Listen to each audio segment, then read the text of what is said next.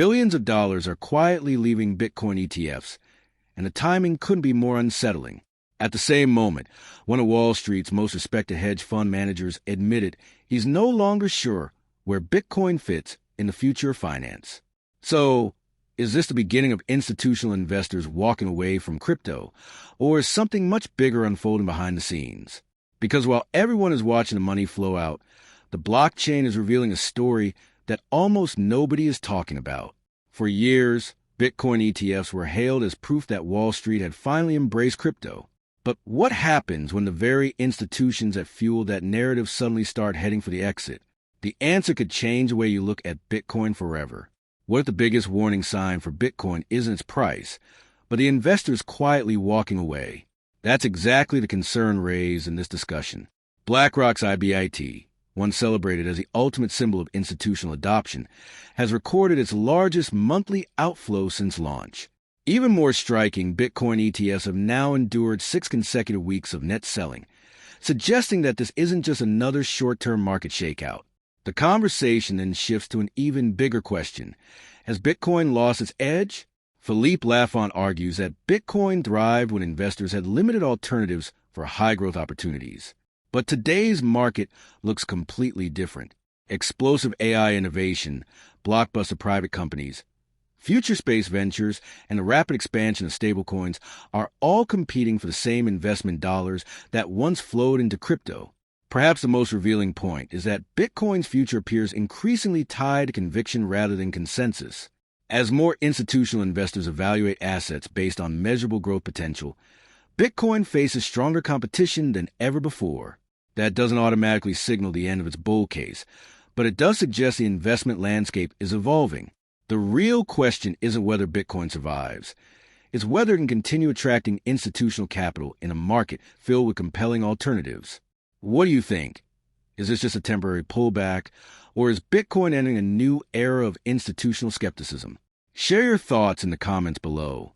If you enjoyed this analysis, don't forget to like, share, and subscribe for more in-depth crypto and financial market insights.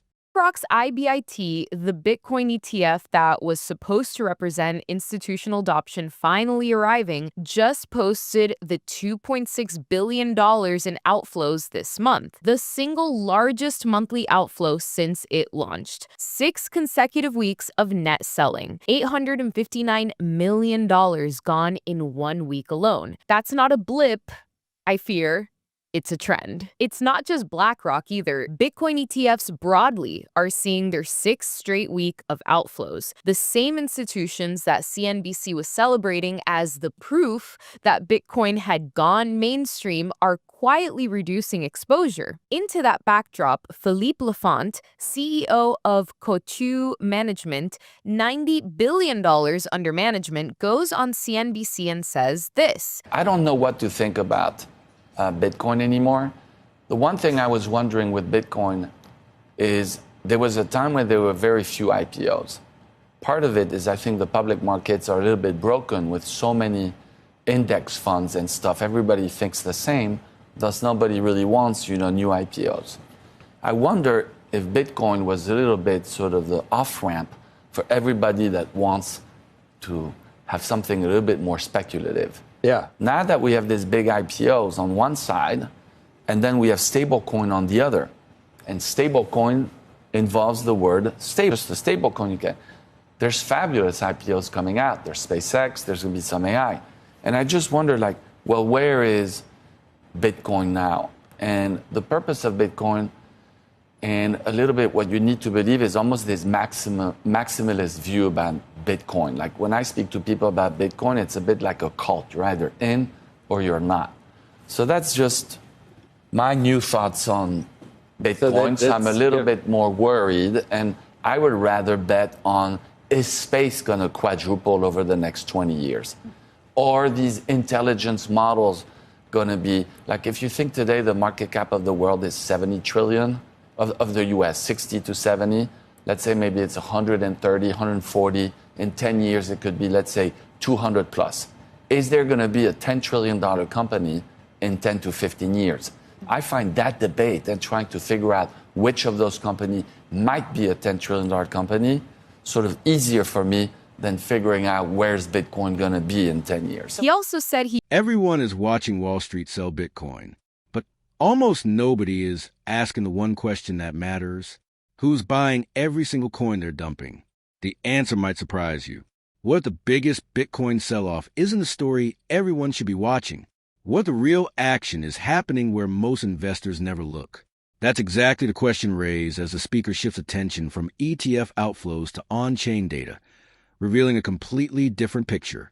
While institutional funds continue selling, long-term Bitcoin holders are quietly accumulating, pushing their ownership of the circulating supply to an all-time high. So, who is buying all the Bitcoin being sold? According to the speaker, it's the investors who have already survived every major crash and refuse to be shaken out. But here's where things become even more interesting. Is this simply another market downturn? Or is Bitcoin once again transferring from weak hands to strong hands? The discussion suggests that short-term holders who bought near recent highs are exiting in fear, while experienced investors continue accumulating with long-term conviction. The speaker also challenges the idea that stablecoins, AI companies, or private giants like SpaceX can replace Bitcoin's role. Those assets still operate within the traditional financial system, while Bitcoin's fixed supply remains its defining advantage.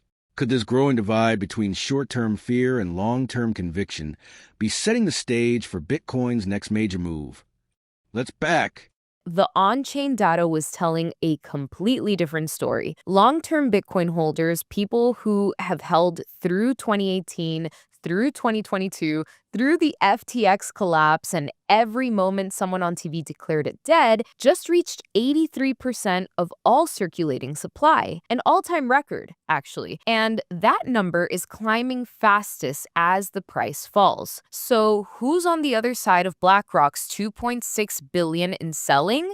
The people who never left. The 1 to 3 month holders, the ones who bought at the 2024-2025 top, are nearly completely wiped out. They're selling, obviously. I don't understand why, but they're selling. And every Bitcoin they throw at the market is getting absorbed by the wallets that have been sitting quietly, accumulating through every bear market that Bitcoin has ever seen, which isn't a coincidence. It's a mechanism. It's part of the Bitcoin ethos and what it means to be a Bitcoiner. Wall Street came in through the ETF door. They bought the narrative. They helped push the prices to all-time highs, wanted something outside of the system, something speculative, something with asymmetric upside. But now, he says stablecoins give you the outside the system piece without the volatility. But you and I know as Bitcoiners that is not true. And SpaceX and AI IPOs give you the outsized return piece. So in his mind, and in the mind of a lot of traditional investors, what is Bitcoin actually for? What I think is he's reasoning correctly, but from the wrong premise. Stablecoins are dollars, a more convenient dollar, if you will. If you believe is still an asset denominated in dollars. Elon Musk cannot give you a fixed supply. He can't guarantee that the monetary policy won't dilute the value of your returns over a decade, but Bitcoin can. The Nasdaq is up 68% this year. Bitcoin is down 29%. And yet long-term holders are buying more because they're not comparing Bitcoin to SpaceX. They're comparing Bitcoin to the system that SpaceX operates inside of. One of those has a supply cap of 21 million, and the other is run by the same people printing money and acting surprised when the rent doubles. Where I've seen people who've been in Bitcoin since 2016 and 2017, not the newcomers, not the speculators, serious long-term believers start to quietly ask whether it's over. When those people start asking that question, I honestly, against what you might think, get more convinced, not less, because the only people left after the shakeout will be the ones who genuinely understand what they're holding, and they will make up the market, not the people who are coming in and out. And that has historically been the exact moment Bitcoin does what everyone who just sold said it could. Oh, what story should investors believe, the headlines or the blockchain itself? While ETF outflows dominate the conversation, on-chain data appears to be telling a very different story. Could this be another moment when fear forces short-term investors out, only for long-term holders to quietly take control? That question may become one of the biggest themes shaping Bitcoin's next move.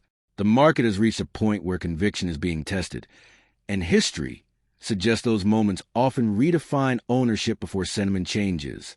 But will this cycle follow the same path, or is something fundamentally different unfolding this time? The answer could determine where Bitcoin heads next. One thing is certain.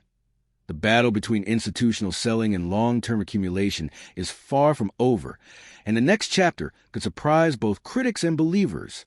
What happens next may depend on which side proves stronger when uncertainty reaches its peak. Now it's your turn. Are long-term Bitcoin holders seeing an opportunity that everyone else is missing, or is this time truly different? Drop your prediction in the comments below.